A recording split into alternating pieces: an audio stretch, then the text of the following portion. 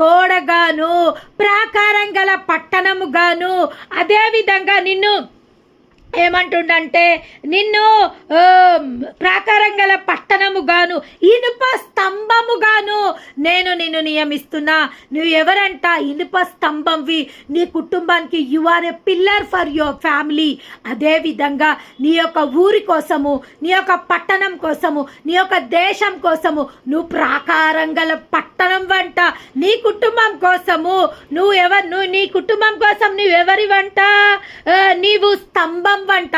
నీ కుటుంబం కోసం నువ్వు స్తంభంవి, నీ దేశం కోసం, నీ పట్టణం కోసము ప్రాకారం గల పట్టణంవి నువ్వు.